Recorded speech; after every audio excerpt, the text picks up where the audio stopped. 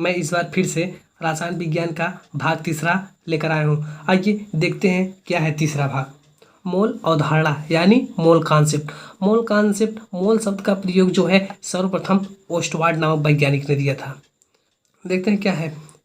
किसी पदार्थ का एक मोल उस पदार्थ की वह मात्रा है जिसमें कार्बन 12 समस्थानिक के 12 ग्राम में उपस्थित परमाणुओं के बराबर कण यानी परमाणु अणु अथवा आयन होते हैं। उन्हें ही मोल अवधारणा कहते हैं। एक मोल जो होता है इसका डायरेक्ट संबंध जो होता है 6.022 गुणे 10⁻23 यानी ये एक संख्या को प्रदर्शित कर रहा है। जिस प्रकार एक दर्जन यानी 12 जो है ये एक संख्या है। मान लीजिए कोई आदमी किसी दुकानदार पे गया, वो बोला एक चम्मच, 1 दर्जन चम्मच दे दीजिए, चम्मच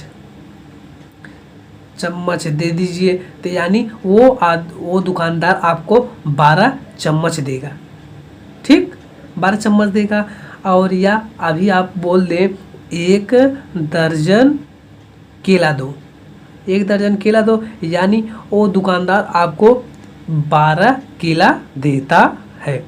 ये जो दर्जन है इसका डायरेक्ट संबंध 12 से है। उसी प्रकार मोल जो है इसका डायरेक्ट संबंध 6.022 गुणे 10⁻23 से संबंध है।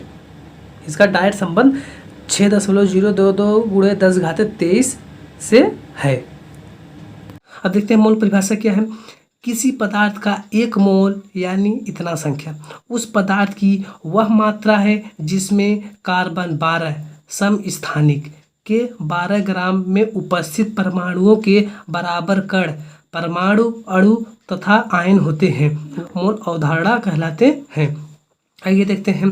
कार्बन 12 के परमाणु ये जो समस्थानिक है यानी कार्बन जो है उनके 6 12 होते हैं और कार्बन 6 13 होते हैं और 6 14 होते हैं। कार्बन समस्थानिक है। समस्थानिक यानी जिनके परमाणु क्रमांक आगे जो है सब परमाणु क्रमांक है, जिनके परमाणु क्रमांक समान होते हैं परंतु परमाणु भार भिन्न होते हैं। यहाँ पर देखिए 12 है, यहाँ पर 13 है, यहाँ पर 14 है। जिनके परमाणु भार भिन्न होते हैं उन्हें ही समस्थानिक कहते हैं। यानी कार्बन के 3 तत्व हैं जिनमें कार्बन 6 12 है, कार्बन 6 13 है, कार्बन 6 14 है। इनमें केवल कार्बन 6 12 को ही लिया गया है। अब देखते हैं कार्बन 12 के एक परमाणु का अति शुद्ध द्रव्यमान 1.992648 गुणे 10⁻³ ग्राम होता है। अतः 12 कार्बन में कार्बन परमाणु की संख्या ज्ञात करने के लिए तो 12 ग्राम है, तब 12 को हम 12 अपान ये जो है कार्बन यहाँ पर 12वें भाग यानी अब हो गए 2, अब हो गए 4 4 2 6 हो गए, 6 2 8 हो गए, अब 8 हो गए, फिर 8 2 10 हो गए, 10 2 12 हो गए, 12 हो गए। इनमें केवल एक भाग का जो द्रव्यमान है वो है 1.99264 गुणे 10⁻³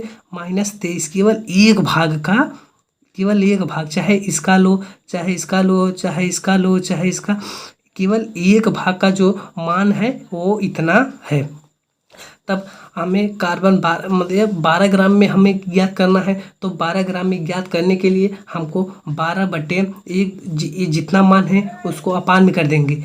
करने के बाद हम जब भाग देंगे तब ये जो संख्या आती है यही ये मोल है। अर्थात किसी पदार्थ का एक मोल उस पदार्थ की वह मात्रा है जिसमें 6.02 गुणे 10⁻23 कण या कण में हो सकते हैं, परमाणु हो सकते हैं, अणु हो सकते हैं अथवा आयन होते हैं। उन्हें ही मोल कहा जाता है।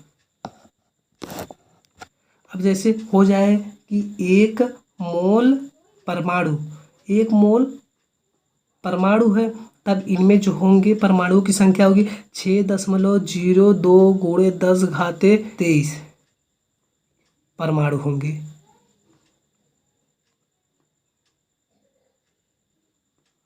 अगर अगर हम बोल दिया जाए कि 1 मोल अणु, 1 मोल अणु, तब 1 मोल अणु बराबर 6.02 गुणे 10 घाते 23 अणु हो जाएंगे।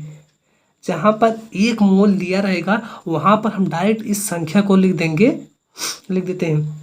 अगर जैसे दे दिए 1 मोल आयन, 1 मोल आयन से तात्पर्य है कि उनमें 6.02 गुणे 10 घाते 23 आयन हैं। ये जो है आयन मोल जो है यानी एक संख्या को प्रदर्शित करता है। ये अब हम आपको मोल पर आधारित कुछ सवाल बताएंगे। क्या है? मोल पर आधारित गणना है यानी calculation based on the moles.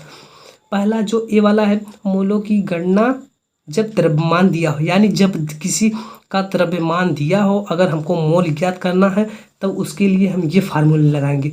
मोलों की संख्या यानी n इज इक्वल टू द्रव्यमान जो होगा ग्राम में होंगे और परमाणु द्रव्यमान या आणविक द्रव्यमान। तब हमको ये वाला फार्मूला लगाना होगा जब द्रव्यमान दिए हो और मोल ज्ञात करना हो। आइए हम सवाल पर आइए देखते हैं। हम पहला सवाल जो है इसमें है निम्नलिखित मोलों की गणना ज्ञात कीजिए। ठीक, मोलों की गणना ज्ञात करना है यानी यहाँ पर जो n है, n जो है मोलों की संख्या हमको ज्ञात करनी है। यहाँ पर देखिए मोलों की गणना की n हो जाएगा, तो यहाँ पर सोडियम का ज्ञात करना है तो n ऐसे लिख देंगे। ठीक, अभी इनका सूत्र होता है या द्रव्यमान यानी W होगा और आणविक द्रव्यमान जो होगा वो उन्हें A से प्रदर्शित करते हैं, तब हो जाएगा W/A। ठीक, अब यहाँ पर W का मान दिया है 46 है, तो 46 बटे अब द्रव्यमान ज्ञात करेंगे। द्रव्यमान सोडियम का होता है 23। ठीक, सोडियम का द्रव्यमान 23 होता है तो अपान 23 लिख देंगे। जब इनको हम काटेंगे तो 2, ये जो 2 आंसर आ रहा है इनमें 16 ग्राम सोडियम में मोलों की संख्या 2 होगी। अब देखते हैं दूसरा है 9 ग्राम H2O यानी NH2O is equal to W/A। यहाँ पर हमको W का मान दिया है यानी 9 है। अब हमको यहाँ पर जो एक हाइड्रोजन का होता है द्रव्यमान 1 होता है, तो यहाँ पर 2 हाइड्रोजन है, गुणे 2 कर देंगे, फिर प्लस है और ऑक्सीजन का 16 होता है तो यहाँ पर 16 कर देंगे। अब दोनों को जोड़ देंगे, यहाँ पर हो जाएगा 2 × 9 2 प्लस 16 यानी 18 हो जाएंगे। तब हम 9/18 लिख देंगे। ठीक, जब इनको हम भाग देते हैं तो 0.5 जो आता है मोलों की संख्या इतनी होंगी।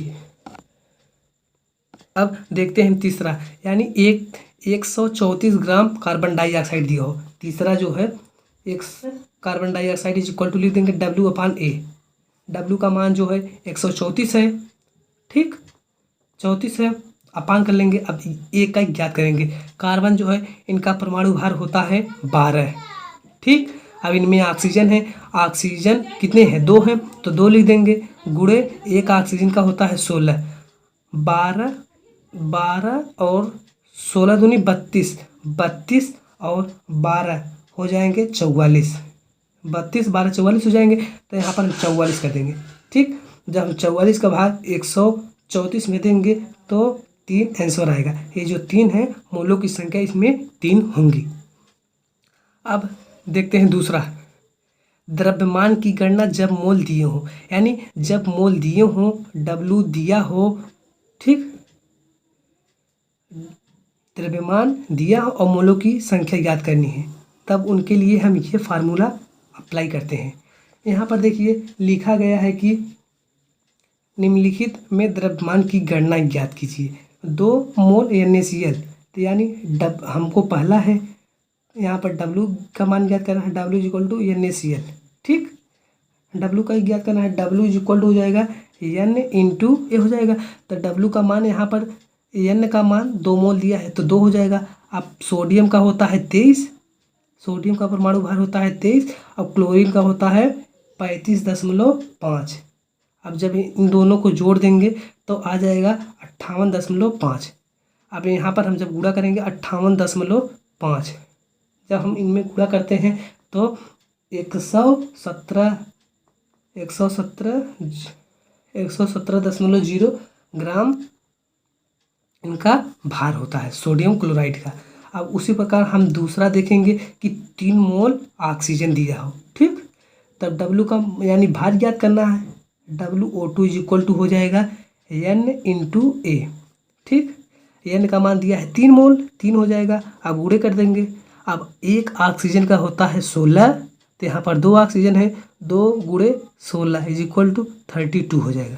अब इनमें हम 2 में 32 का गुणा कर देंगे, तब हमको 96 ग्राम आंसर, ये जो है इनका द्रव्यमान 96 ग्राम होगा।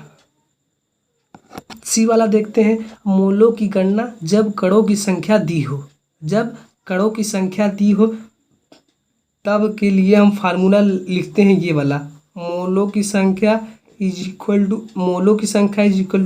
कणों की संख्या अपान 6.022 गुणे 10⁻23 लिखते हैं। आज देखते हैं अब उदाहरण। निम्नलिखित में मोलों की गणना ज्ञात करो, ठीक। इनमें हमें मोलों की गणना ज्ञात करनी है। तब हमको पहला दिया है 3.01 गुणे 10⁻23 कार्बन डाइऑक्साइड अणु, इतना दिया है। तब हमको इनमें मोलों की संख्या ज्ञात करनी है, यानी NCO2 है, CO2 लिख देंगे, ठीक। अब हो जाएगा। तो यहाँ पर हमको कणों की संख्या दी है 3.01 गुणे 10⁻23 दिया है, अपान हो जाएगा। अब यहाँ पर जो दिया है वो मान रख देंगे 6.022 गुणे 10⁻23 हो जाएगा। 23 कैंसिल हो जाएगा। जब इनको हम भाग देंगे तो 0.5 मोल प्राप्त होगा। जब मोल कणों की संख्या दी हो तब मोलों की गणना इस प्रकार करते हैं, ये फार्मूला अप्लाई करते हैं। और उसी प्रकार यहाँ पर हम दूसरा देखते हैं। यहाँ पर इतना ग्राम दिया है, यानी मोलों की संख्या ज्ञात करनी है। तो N इज इक्वल टू, यहाँ पर H2O है तो H2O लिख देंगे, H2O लिख देंगे। हमको H2O का ज्ञात करना है, मोल H2O का ज्ञात करना है, तो H2O लिख देंगे। अब यहाँ पर कण जो है दिया है 6.0 दिया है 00 गुणे 10⁻21 दिया है, अपान हो जाएगा 6.02 गुणे 10⁻23 हो जाएगा, ठीक। जब हम इनको भाग देंगे यानी 6 से कैंसिल हो जाएगा, तब हो जाएगा ये हो जाएगा 10 21 माइनस 23, ये 10 ऊपर चला जाएगा तो माइनस हो जाएगा। तो इसका आंसर जो आएगा 10⁻−2 मोल, ये जो आएगा इन मोलों की संख्या इतनी होंगी, ठीक। ते हैं। अब हम देखते हैं डी वाला, यानी मोलों से कणों की संख्या ज्ञात करना। यानी मोल दिए होंगे, कण की संख्या ज्ञात करनी है। कणों की संख्या इज इक्वल टू, ये फार्मूला हो जाएगा, कणों की संख्या इज इक्वल टू मोलों की संख्या गुणे 6.02 गुणे 10⁻23, यही फार्मूला अप्लाई करते हैं। देखते हैं पहला इनमें जो है, निम्नलिखित में अणुओं की संख्या ज्ञात करो, ठीक। हमें अणुओं की संख्या ज्ञात करनी है, तब हो जाएगा। यहाँ पर दिया है हीलियम का ज्ञात करना है। हीलियम परमाणुओं की संख्या, हीलियम परमाणुओं की संख्या हमको ज्ञात करना है। तब हमको ज्ञात करना था हीलियम परमाणुओं की संख्या इज इक्वल टू हो जाएगा 0.5, यही फार्मूला है। मोलों की संख्या गुणे, अब ये वाला लिख देंगे, ये कितना दिया है 6.02 गुणे 10⁻23, यही दिया है। जब इनका हम गुणा करते हैं तो हमको 3.01 गुणे 10⁻23 परमाणु की संख्या प्राप्त होती है। उसी प्रकार दूसरे में हमको ज्ञात करना है कार्बन डाइऑक्साइड अणुओं की संख्या। यहाँ पर देखिए, यहाँ पर हम परमाणु, यहाँ पर केवल एक ही तत्व है इसलिए हम परमाणु लिखे हैं। यहाँ पर 2 या 2 से अधिक तत्व हैं तो इनको हम बोलेंगे अणु। इसी प्रकार हो जाएगा कार्बन डाइऑक्साइड अणुओं की संख्या, ठीक। तब हो जाएगा, मोल दिया है तो लिख देंगे 1.5 गुणे, अब ये वाला पूरा मान रख देंगे, यहाँ पर रख देंगे 1.05 गुणे 6.02 गुणे 10⁻23, ठीक। जब हम इनको भाग देते हैं तो 9.03 गुणे 10⁻23 अणुओं की संख्या हमको प्राप्त होती है। अगर हमारा वीडियो अच्छा लगे तो वीडियो को लाइक, चैनल को सब्सक्राइब और बेल आइकन को प्रेस कर दीजिए, जिससे हमारा नोटिफिकेशन आप तक सबसे पहले पहुँचे।